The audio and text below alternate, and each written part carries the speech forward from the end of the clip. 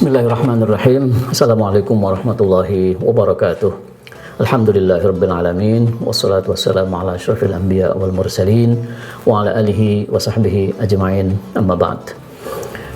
Saudara, pada Idul Fitri yang lalu ada peristiwa beberapa kelompok orang memaksa masuk ke pekarangan area pemakaman sampai akhirnya merusak pagar area pemakaman itu, padahal sebelumnya sudah ada peringatan dari aparat setempat bahwa pada hari raya kali ini dilarang melakukan ziarah di lokasi pemakaman itu karena ada pertimbangan tertentu, karena zona merah terkait COVID dan lain sebagainya.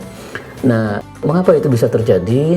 Karena sebagian orang beranggapan bahwa berziarah kubur itu seperti sesuatu yang harus kita lakukan, gitu. Seolah-olah kalau pada hari raya kita tidak berziarah ke makam orang tua, kalau orang tua kita sudah meninggal itu seolah-olah ada yang kurang, seolah-olah kita tidak berbakti kepada orang tua, sehingga kemudian menimbulkan perbuatan yang kadang-kadang merusak tatanan. Nah, ada lagi kemudian orang memandang ingin berbakti kepada pasangannya, cinta kasihnya kepada pasangan atau suami maupun istri yang sudah meninggal lebih dahulu, itu dengan cara memperindah makamnya. Batunya, nisannya dibuat yang sebaik mungkin dengan harga yang mahal dan seterusnya. Nah, sebenarnya gimana sih dalam pandangan agama kita ya terkait dengan pemakaman ini? Pertama, soal ziarah kuburnya itu sendiri memang sebuah anjuran. Rasulullah SAW pernah didatangi oleh malaikat Jibril ketika beliau sedang berada di Madinah. Malaikat Jibril membawa pesan dari Allah Subhanahu wa taala mengajak Rasul untuk keluar dari rumah beliau menuju ke pemakaman Baqi'. Baqi' itu berada sekarang posisinya itu di dekat Masjid Nabawi. Di situ ada sahabat-sahabat Nabi dan lain-lain, termasuk jamaah haji yang wafat. Nabi lalu keluar bersama Jibril dan mendoakan arwah-arwah almarhum yang sudah dimakamkan di situ. Nah, ini menandakan bahwa ziarah kubur memang ada tuntunannya, Rasul sendiri melakukan. Tetapi apakah kemudian Rasul melakukan itu setiap hari gitu, atau apakah setiap hari raya, atau apakah seperti yang kita lakukan di sini sekarang di Indonesia dengan cara sedemikian rupa itu? Nah, tidak, ternyata Rasul berziarah sekali-sekali, tidak menghabiskan waktunya berziarah kubur. Jadi sekali-sekali untuk mengingatkan kita bahwa kita pun akan ditempatkan di kubur seperti orang-orang terdahulu itu. Pertama itu. Jadi kalau soal mendoakannya, mau mendoakan dari dalam rumah, dari masjid, ataupun kita datang langsung ke area pemakaman, itu doanya sama saja, nggak membedakan apa-apa gitu. Ada sunnahnya. Tetapi juga tidak setiap hari, kemudian apalagi sampai memaksa ketika ada larangan-larangan dari pihak tertentu yang terkait dengan kemaslahatan bersama seperti COVID ini.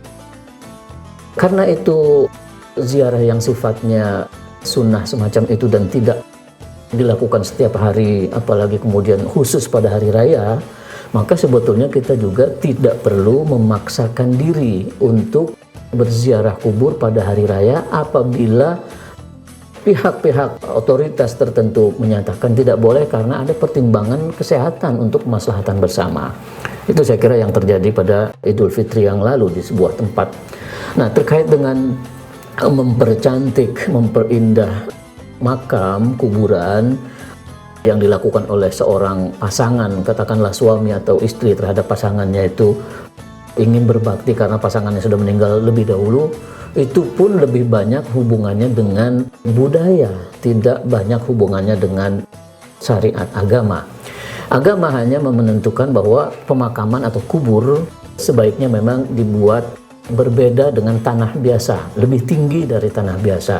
Ada yang sekedar memberi batu sebagai tanda bahwa di situ ada jenazah, ada yang kemudian tanahnya lebih tinggi, tingginya itu pun ulama mengatakan 1 jengkal.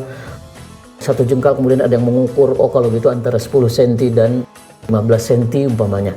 Hanya itu, tidak perlu macam-macam. Nah, cuma kita mungkin punya budaya yang rasanya kalau makam tidak diberi nama, nisan begitu batu saja kita cenderung lupa, jangan-jangan ini bukan makam suami saya, bukan makam istri saya, sehingga kita merasa perlu membuat batu nisan dengan nama yang khusus. Tetapi sebenarnya itu lebih berkaitan dengan budaya yang tidak harus kita paksakan. Contoh lain umpamanya ada orang yang ketika pasangannya meninggal duluan, sebelum meninggal mereka bersepakat untuk dimakamkan di satu tempat atau yang berdampingan, sehingga berwasiat kepada ahli waris, nanti kalau papa meninggal duluan, mama tolong dikuburkan di samping papa, dan seterusnya. Itu juga sebenarnya lebih berkait dengan budaya saja, karena nyata-nyata dalam sejarah Nabi Muhammad SAW, Aisyah radhiyallahu anha, istri beliau yang tercinta, ketika beliau wafat, itu bahkan wafatnya di pangkuan Aisyah. Nyatanya setelah Rasul wafat, kemudian Aisyah juga kemudian wafat, itu apakah Aisyah radhiyallahu anha dimakamkan di samping Rasul? Tidak ternyata. Apakah kemudian karena beliau tidak berdampingan makamnya, beliau tidak akan bersama-sama di alam sana? Oh enggak, alam sana berbeda sekali dengan alam kita di dunia. Nah, jadi bagi kita yang masih hidup, tidak usah memaksakan diri untuk dimakamkan di samping orang tercinta kita, apalagi sampai mengganggu pemakaman umum. Kita booking tempat, pesan tanah kuburan terlebih dahulu, padahal ada orang lain yang wafat duluan yang seharusnya bisa dimakamkan di tanah itu, lalu kita booking, kita bayar aparatnya. Ini tidak perlu. Kegiatan-kegiatan perilaku yang semacam itu tidak perlu terjadi. Yang terpenting hubungan batin kita kepada Allah Subhanahu wa taala terus kita jalankan, dan kita doakan almarhum, almarhumah, orang-orang terdekat kita, mau dari rumah, mau dari masjid, dari mana saja, insya Allah tetap sampai kepada Allah Subhanahu wa taala. Demikian, terima kasih. Wassalamualaikum warahmatullahi wabarakatuh.